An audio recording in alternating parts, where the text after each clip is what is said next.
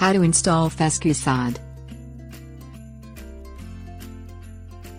Fescue is the preferred type of grass for many homeowners when they install a new lawn from sod. This is in part because fescue is a versatile and easy-to-grow grass that is also drought-resistant and tolerant to foot traffic. If you have made the decision to use fescue sod rather than seed, you can have a healthy, almost instant lawn by following a few best practices. Things you will need: rake, rototiller, organic mulch, lawn roller, lawn starter fertilizer, straight-edged shovel. Clear the area to be planted of all rock, debris, and weeds. Use a rake to grade the area so that it gently slopes away from your home or other structures.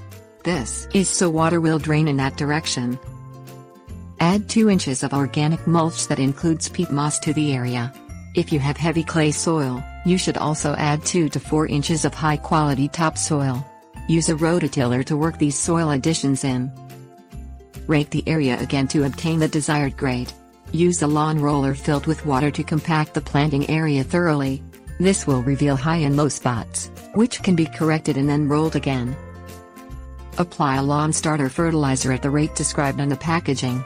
Do not work this fertilizer into the soil, let it sit on top of the planting area. Begin to roll out your individual rolls of sod so that the seams run perpendicular to the direction of the slope of the planting area. Stagger each row of laid sod much like a mason will do when building a brick or block wall. Cut some rolls of sod in half with a straight-edged shovel and use them to begin the staggered rows.